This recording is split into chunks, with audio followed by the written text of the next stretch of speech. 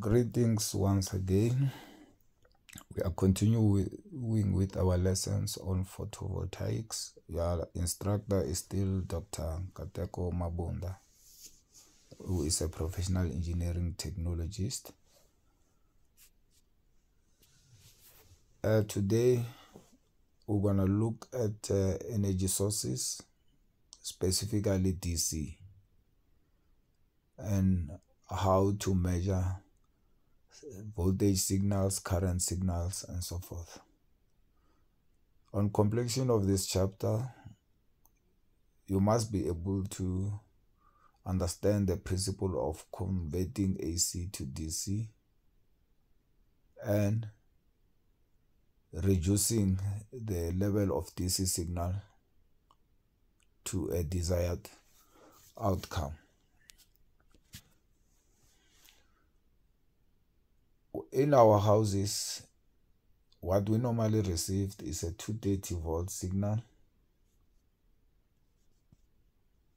which is not tied to 230. It gradually increased from 0 to 230 and drops, following a sine wave pattern. For those who know, if you were to visualize it, it goes like that. It moves to a high value and drop to a level below 0, minus 230.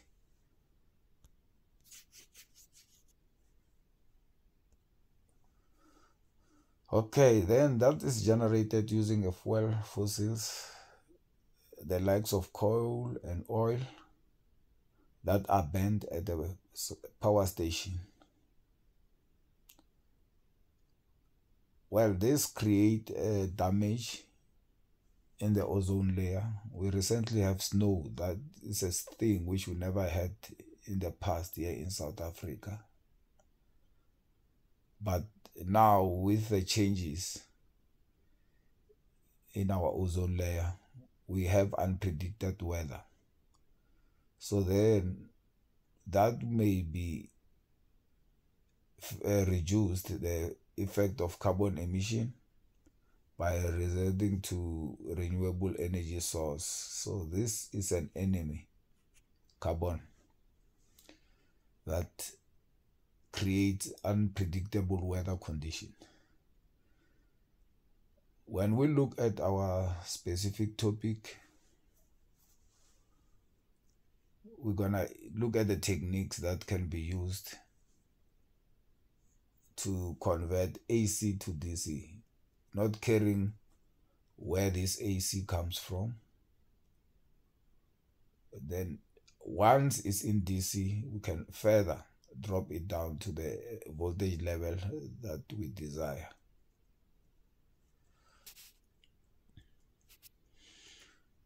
What you need, it's 3 groups of components according to this, what we have. If we look there, we have a AC signal, which make a 4th component. AC signal will be reduced to a lower level. If you see the patterns there, the big one reduced to smaller one. Now, if you look that signal, to have a closer look, it has got 2 peaks. A peak is this hump. We need to flip the negative going, the downgoing peak, to become positive as well. So we need to change the signal to look like this, if this is our 0 point. To do that, we're gonna need a set of diodes. Remember, a diode only allows voltage to go towards one direction. So in a systematic configuration, you can get it to change the negative connected signal to become positive. We're not going into those details yet. Then the next one will be something to smooth. You already know about capacitor. It stores voltage. So if you have a capacitor, the time you go to positive, it will store the voltage. And then when you go to zero, it will release the voltage. So if you look at it at the bottom, it's going to be like that. Conveniently drawn, the diode, it flips a signal to become like this. Now, if you look at that signal, it's still not straight. To keep it constant, we're going to need a special diode which is called a Zener, which don't allow a voltage to change below its preset value. Now, there will be calculations which you're going to do, of course, here. To clarify that, we take this example. We have AC supply, which we converted it to give 14 volts, as shown there, 1 amp. Right, this supply is said to be standard. Now, what is it that we need to calculate here? Right. First, we start by searching for a suitable voltage regulator that will provide us with 14 volt. A set of fixed regulators which we have from our knowledge is this list. Closer look at that, you'll find that the closest to 14 is 15. So we're going to take 15. So meaning our output DC will be 15. And now we need to work backward and calculate the other things which we need. Now, when we continue with that example, a regulator needs about 2 volts to operate. So we're going to add it to a 15 volts. And again,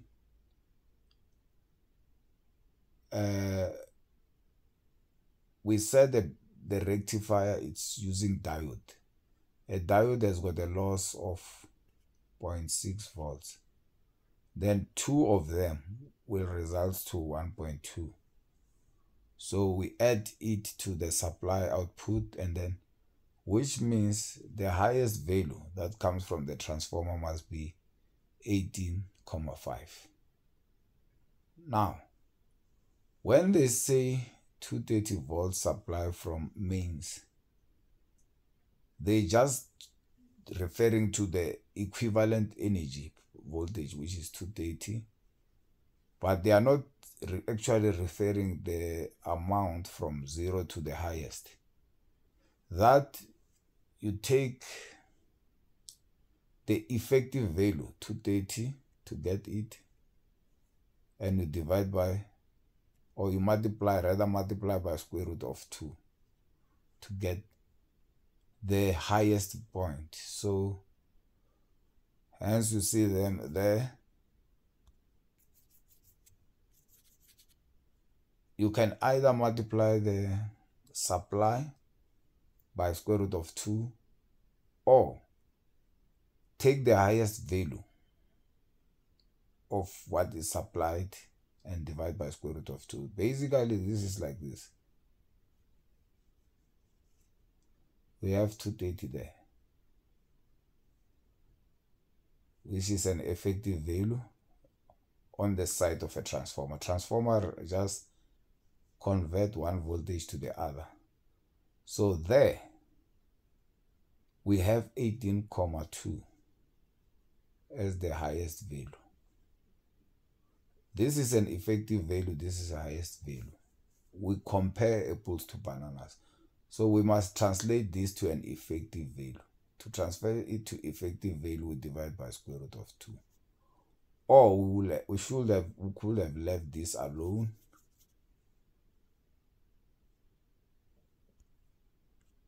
and multiply this by square root of 2 to move away from effective value and make it highest value. So our choice there is to make this an effective value as well by dividing a square root of 2. Right, so that by so doing it will be able to be compared to 230. You get a value of 12,6. Right, then that 12,6, you can work out the transformer turns ratio by dividing 12,6 onto 230. Then you're gonna get the transformer turns ratio. But it's not what they are doing now. They wanna calculate the current, load current. That's what was asked. So 1 amp, 15 volt, the load resistor will be, basically they were calculating the load resistor, so it will be 15 ohm. And then the power is current is VI, power is VI, current times voltage, which is 12,6 VA. But that is an AC power. Remember, 12,6 is AC and the current is 1 amp. So that's what you basically have for this instance. I'm still not happy with the way that they didn't calculate the transformer turns ratio, but we can do it quickly. If you go and say 230 divided by 12,6, then you get a specific answer to this, and your answer will be answer is to 1. That will be the turns ratio. You can punch it in your calculator and find the proper value there. Now we have 15 volts there as an output if we refer to the old example, but we had to get 14 volts. We wanted 14 volts. How can we further do that? We use a variable regulator, which is a 317 regulator. Looks like they spelled it wrong. This is how you connect it. The input comes in here. You have it has got 3 terminals, this thing. It's got input, output, and an adjust. So you have to know which pin they are numbered, or which connecting point is input and which one is the adjust. Right? But in a form of block diagram, which doesn't directly correspond with the physical appearance, it's illustrated like that. So you have a resistor which connect between adjust and output, and you have a resistor which connect between adjust and the negative point. Then this one, second resistor, remember we said resistors are named, or components are named. They named the first resistor as R1, resistor 1, and the second one as R2. You will master this naming format as we proceed. So then that 15 volts, when it comes in there, it can be adjusted to any voltage which you like above 1,2 volts. So you can go down from 15 volts all the way to 1,2. Right. Now they illustrate how this thing work in form of calculation. You see now it's written well, LM317, and then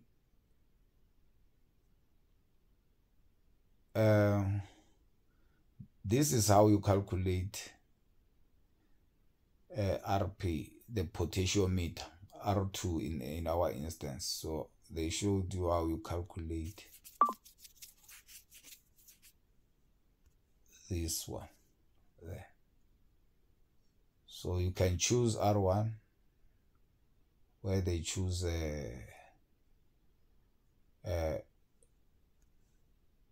470.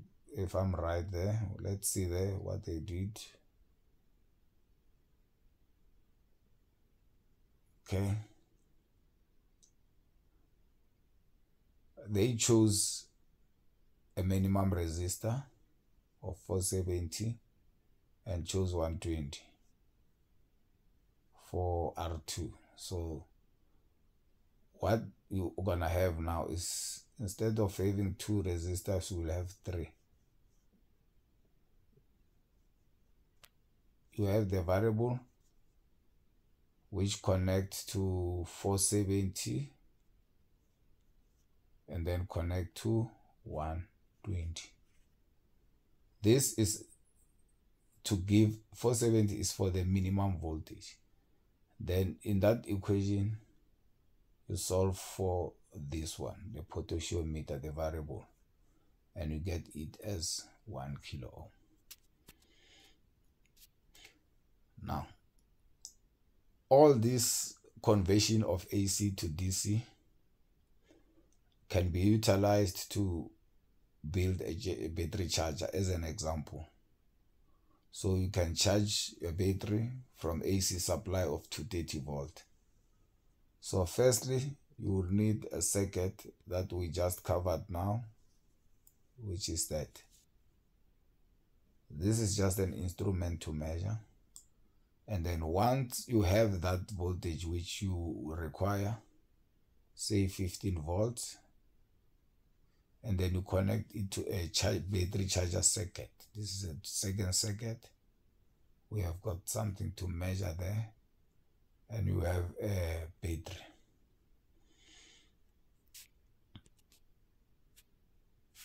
And then that's it, people. Oh, we have to look at the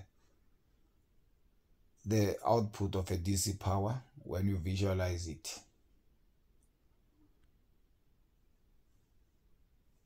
This is the input AC. As explained, it goes up and goes down. If you look right up there, there is another line there, this one. That's after conversion. So yes, AC supply, alternating supply, was converted to DC using a rectification method. So that sum up what we have covered. As always, let's go and do our checklist and see if we have covered everything. That's not a long list like before. You have to understand the principle of converting AC to DC. So you now know that you're gonna need transformers to reduce voltage. You're gonna need diodes configuration to convert negative to positive. You're gonna need capacitor to smooth, and you're gonna need regulators to drop down the voltage to what you need. That's it. Good luck. Talk to you. We will talk to each other during the next lesson. And bye for now.